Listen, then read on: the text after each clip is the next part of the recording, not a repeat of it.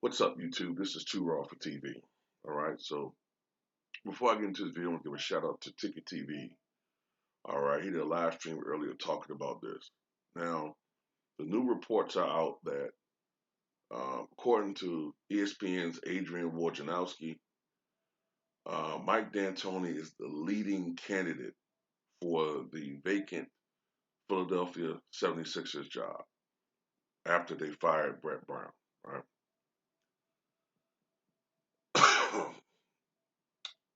Look, I want to understand one thing. This guy was just coaching the Houston Rockets Saturday night, and he abruptly announced he was not returning as of yesterday morning. And already he's the leading candidate to replace Brett Brown within, I don't know, a matter of days, if this is true. If they do go with him, which it looks like they're going to do. Remember when Luke Walton, you know what I'm saying, who couldn't adjust for shit when he's with the Lakers coaching. They had a horrible season last year. I know that's forgotten now, but they had a horrible, disappointing season last year. Not just because of the LeBron injury. I can't put it all on that. There are many games that they lost that they should have won, even when LeBron was healthy. But Luke Walton got a job within 24 hours with the Sacramento Kings. And by the way, what are the Kings doing right now? Are they in the playoffs? Did they make the playoffs? Are they good? Huh? Meanwhile, Mark Jackson, apparently for political reasons, cannot get a job in the NBA. It's not because he can't coach. I'm gonna be honest with you. Back when he was an announcer, before he got that coaching job with the Warriors, I thought he would probably be a shitty coach. He fooled me. He was a hell of a coach. Can't get a coaching job. Avery Johnson, you know what I'm saying? For whatever reason, Mark Cuban had it in for Avery Johnson. Don Nelson groomed Avery Johnson to be his replacement. Mark Cuban was so hostile, openly hostile to Avery Johnson, right? And when they lost in that finals to the Miami Heat, he used that as an excuse to fire Avery Johnson. Avery Johnson had one more, I think, coaching opportunity with the then New Jersey Nets. All right, and then within 2 seasons he was fired. And for whatever reason, he's been ostracized from the NBA as far as coaching opportunities. And I think he's in college coaching. I don't follow college that well, but I think I've heard that he was coaching in college. But you look at the history of black coaches, right? And I went through the litany, right? Bill Russell, the greatest winner of all time. The last couple of years, from 1966 to 1969, I believe, he was the head coach of the Boston Celtics. Okay, in 2 of those years, they won a championship. Um, Now, although we do give him shit about having some super teams, the last couple of ones, the Boston Celtics were an old team, and they weren't favored to win those last two titles, especially in '69. A lot of that was because Bill Russell was making some extraordinary adjustments, even though that Lakers team was better. And he, as a player and a coach, outcoached the Lakers coach. I think his name was Bretta I forget his name. Uh, Bretta Van Kolf or something like that. I can't remember his name. All right. So the game's greatest winner retires. And what coaching opportunity did he ever get? The Sonics, who sucked. And later on in the 80s, I think he coached the Sacramento Kings back when Kenny Smith was there. I mean, not a really good team. The game's greatest winner, he couldn't really get a decent coaching opportunity. Meanwhile, Jerry West, who only went 1-8 in the NBA Finals, got a coaching opportunity, I believe, damn near almost immediately with the Lakers, and wasn't a good coach at all. But I think he was even offered later on, before Pat Riley got there, he was offered another coaching position before he turned it down and gave the team to Pat Riley. And you want to say that there isn't something called white privilege? It exists. I'm not saying that you, as a white person listening to this video, should be ashamed of it. It's not you per se. I'm just telling you that there is some privileges. Okay, it's the truth.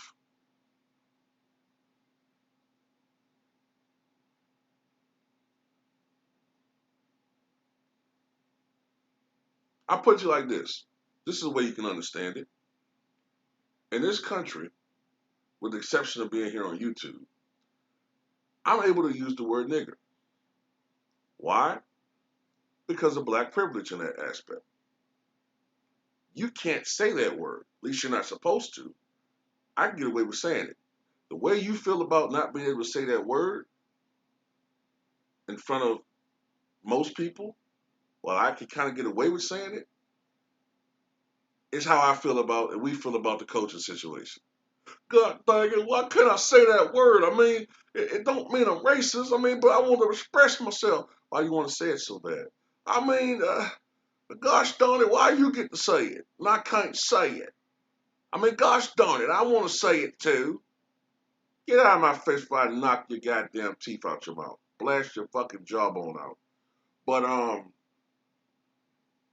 getting back to the point of this video, man, you look at all the black coaches that we had back in the in the 80s and to the 90s. I mean, Wes Unseld. I mean, that was, I guess, what I'm saying, because he was real close to A. Poland. Okay, so he did get a coach opportunity with the Bullets.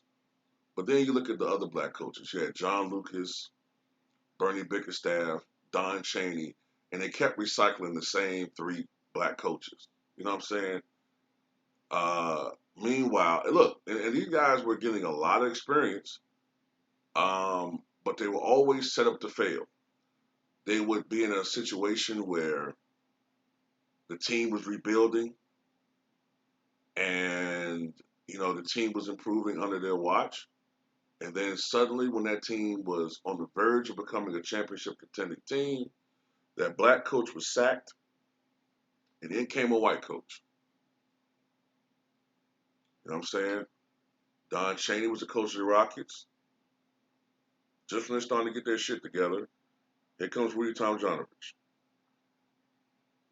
John Lucas, the coach of the Spurs. Later on, here comes Greg Popovich. You know what I'm saying? I'm not saying that it was always them directly behind that black coach, but generally there was a process there. Okay? Um, that's just the truth, man. Look, Mike D'Antoni was the coach of so many teams that underperformed greatly. Okay?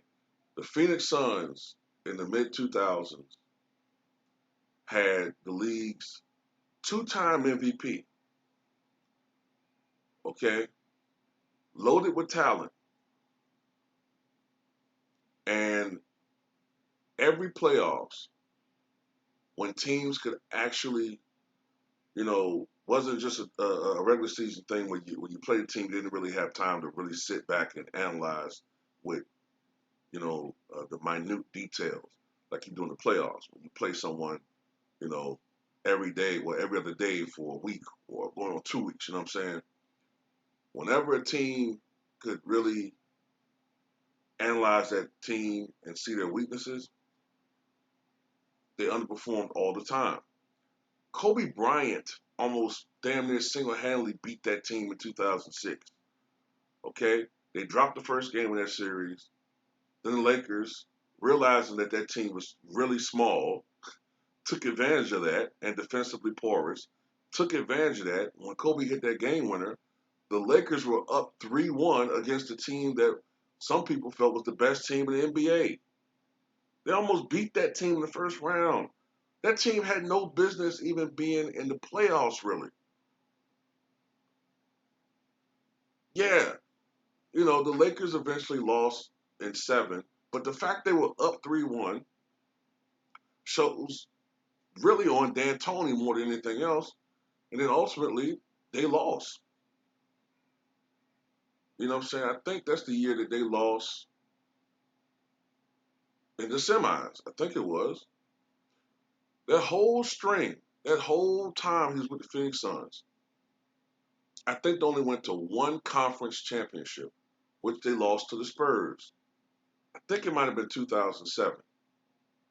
One of those years. He never went to an NBA Finals. Never. I don't get it. I don't understand why he's so heavily praised. Mike Brown was always made fun of, man. I remember people used to make fun of Mike Brown. Oh man, he is a defensive coach. He doesn't make adjustments. He doesn't have the brains to be a head coach.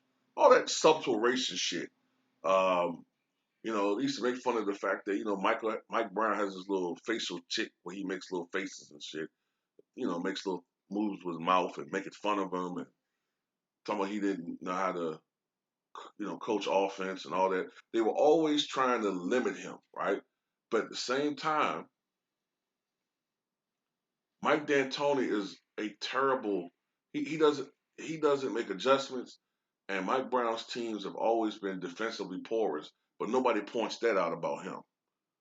Okay, and you look at the track record. Like I said, he's had all of this talent on these teams over the years. This is a guy that played with Steve Nash, who's a Hall of Famer. This is a guy that played with Joe Johnson, who probably will be a Hall of Famer when everything's said and done. All right. This is a guy that played with Sean Marion, a guy that is close to being a Hall of Famer.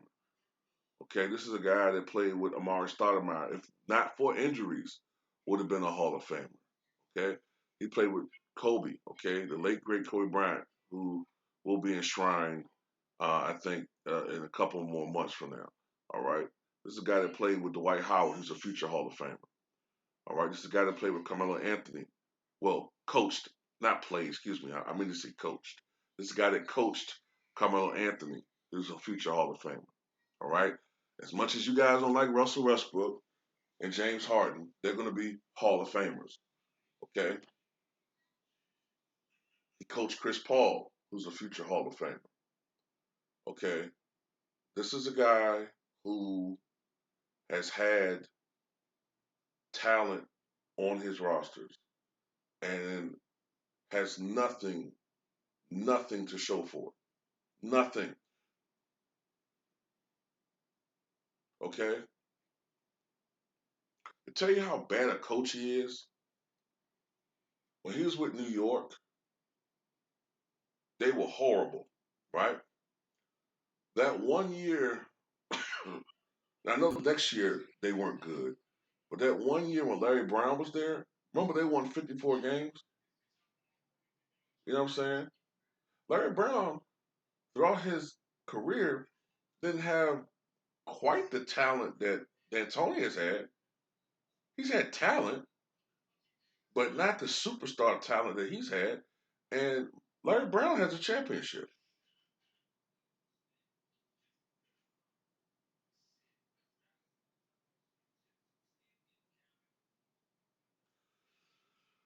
So it's like, at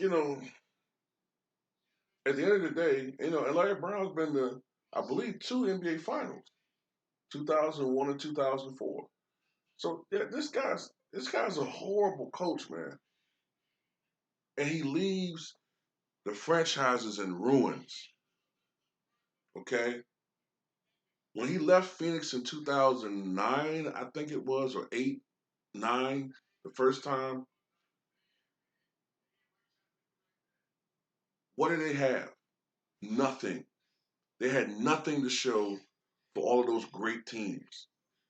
Okay, I remember Phoenix let him go, and they went into a different direction. Cause like, you know what, we can't win like this. We got to focus on defense. The Knicks, look at that franchise today. Okay, I mean, it's not just him, of course, but he didn't help the Lakers. Okay, they had a terrible fucking team. When he was with the Lakers, he brought in old ass Steve Nash, and they tried to run, the same D'Antoni offense with Kobe there. And Kobe was basically not only the primary scorer, but he also was the playmaker and ball handler, primary ball handler, while they had Steve Nash as a spot up shooter. Because Steve Nash was banged up and all that. D'Antoni primarily is the one that ran Kobe Bryant into the ground. His 17th year, he's playing all those fucking minutes. Heavy minutes. I mean, people praise LeBron for averaging 35 minutes a game. Kobe probably averaged damn near 40 that year.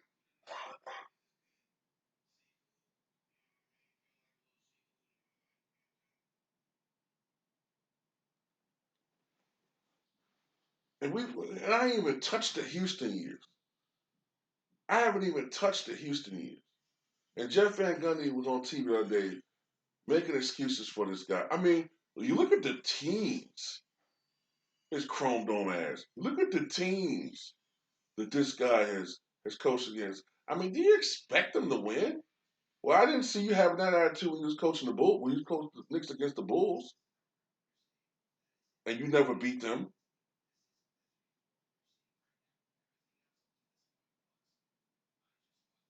Is that what your attitude was when you was coaching the Knicks in '99? You didn't expect to beat the Spurs. I hope that wasn't your mindset.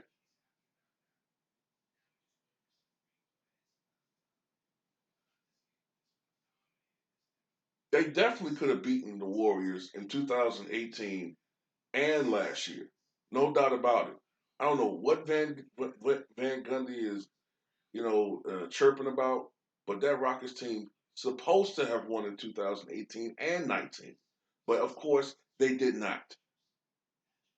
Now it's not all on D'Antoni, but a lot of it is him because he cannot make off the cuff strategy. He cannot make adjustments. He made Steve Kerr look like a great coach. If you get out coached by Steve Kerr, you're a very overrated fucking coach. And now he's gonna probably get this coaching job with the Sixers. And the main reason why I think he's gonna get this job, if I haven't said it already in this video, is because his offense to the casual fan is fun to watch. So owners, the ones who are concerned about money, they're gonna be like, okay, we're gonna have a coach here, it's gonna have an entertaining team. We're probably gonna win maybe in a full season 50 games. That's, you know, regular season, we're gonna be great. We're gonna do well. You know what I'm saying? Entertaining to watch. The Sixers are, we're gonna have all these guys shooting 70, 83s a night. Fans gonna love it. What about winning championships? Are going to be successful in the playoffs? Well, we'll get down to that. We'll see that down the road. No, it's not. Ben Simmons, who can't fucking shoot a lick, is not going to fucking be hoisting up 8, 10 threes a game. He's going to be airballing 5 of them. Okay. Joel Embiid going to be at the foul line. Not foul line. Excuse me. He's going to be the 3-point line. He ain't going to get to the foul line. He's going to be fucking Sam Perkins in that offense. All he going to do is shoot threes. If you think he's out of shape now, if all he got to do is shoot threes, man, Joel Embiid going to be 380 pounds by the end of the season. All he going to do is shoot threes. Man.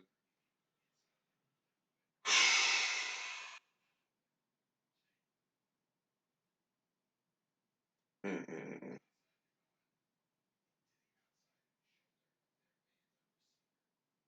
I don't get it, man. I really don't understand it. Look,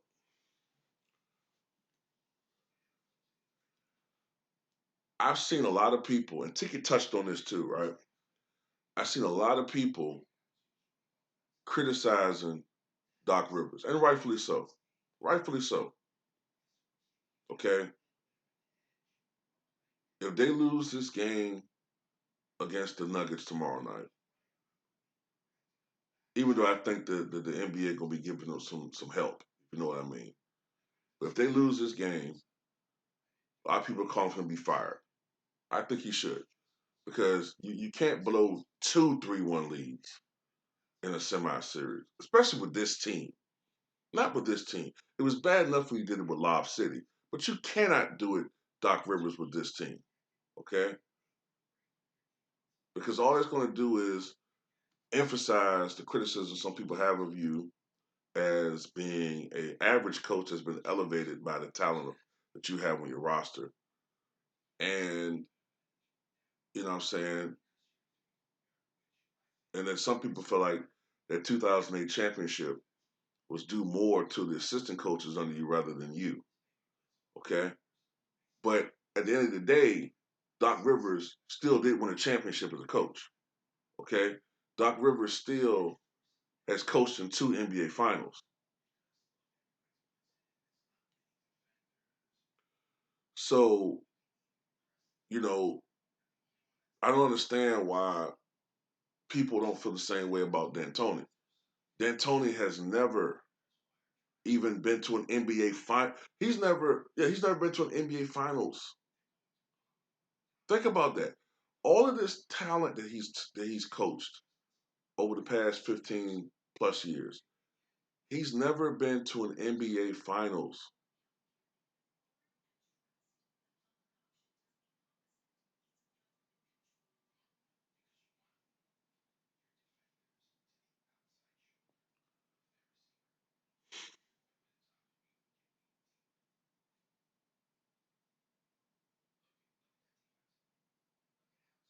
Yeah, that's why a lot of us say what we say, man. That's why a lot of us say what we say about the coaching disparity. That's what we were talking about and harping about when we mentioned Steve Nash the other day. Okay, a guy that had no experience coaching whatsoever and got a head coaching job with a team that's going to be a legit team. You know what I'm saying? Not like some mediocre team, a legit team. Meanwhile, Lionel Hollins,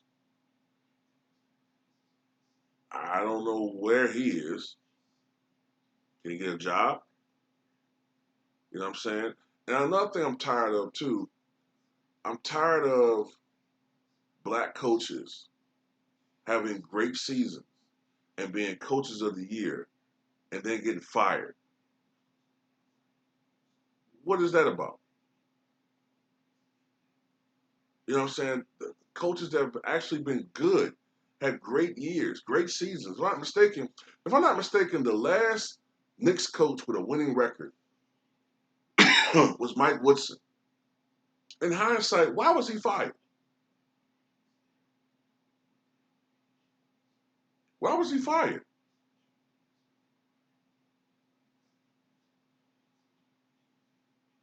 Fitzdale was horrible.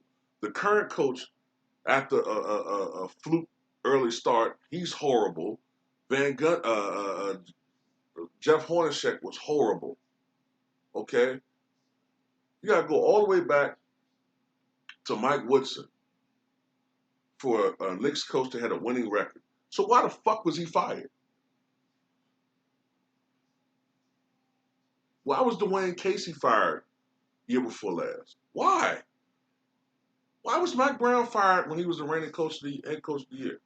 It wasn't LeBron. It wasn't his fault that LeBron chose to you know what I'm saying to give up.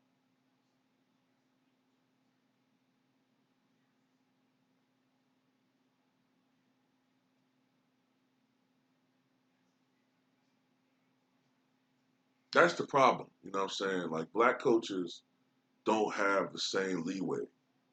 You could overperform like hell. You could have a team that wins 60 games, like Dwayne Casey or close to that. You know what I'm saying? And let your team let your team underachieve in any way. Let's say the goal is that you're supposed to be in the NBA Finals, and let your team lose in the third round, and see what happens. If you think I'm lying, right? More people look. More people are calling for Doc Rivers to be fired if he loses tomorrow than they're calling for Mike Budenholzer to be fired. Why is that? Someone explain that to me.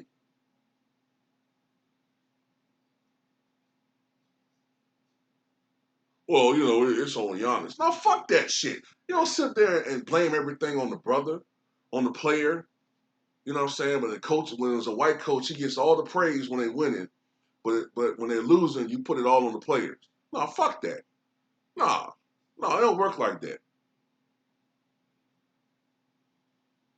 Mike Budenholzer was the coach of the Atlanta Hawks when they won 60 games that year, and they got swept out the playoffs by the Cleveland Cavaliers. I mean, a glorious sweep. You know what I'm saying? Like a Swiffer sweep.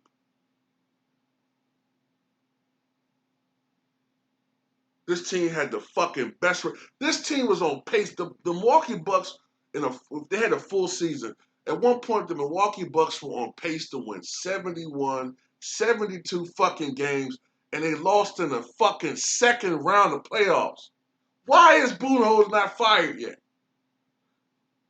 A year after they got beat 4 games in a row after being up 2-0. And one of those games that they won against Toronto, it took fucking Brook Lopez to have a monster fourth quarter to keep it from being 1-1 then. They should have lost 4-1 last year. But nobody's calling for Budenholzer to get fired. Not really. All the criticism's on Giannis. That's what we're talking about, man. So at the end of the day, no, this guy doesn't deserve another head coach position because he has nothing to show for it. Nothing. Do you really think that he's going to go to Philadelphia and build a winner there? Come on, what does the track record show? He's going to go there. He's going to have the players being miserable. They're going to be doing shit that they don't like. You know what I'm saying? It's not really their game. Or he's going to trade pieces. You know what I'm saying? He might end up trading Joel Embiid because he might not fit into what he wants Philadelphia to be. When you think about it from a historical standpoint, the Sixers have never been a shooting team. Like look at all the teams in their history. Think about it for a second. Hear me out. Look at all the teams and from Wilt Chamberlain. Well, they had 3-point line back then, but still, that you had the mid range. From that era on, they've always been sort of an interior team, interior, a little mid range, a little bit of three. They've never really been a 3-point, a little bit predicated on athleticism. They've never been a 3-point team in that city. Julius Erving years, Barkley, the lean years in the 90s, AI, you know what I'm saying? Andre Iguodala. They've never been a 3-point shooting team, but they're about to be. So I give it about a year until Sixers fans are complaining about him. But the media are going to make it. They're going to talk about how the players need to adjust to the system and all this shit to do to protect this dude, man. I don't know, man. That's all I got to say, man. Tell me what you guys think.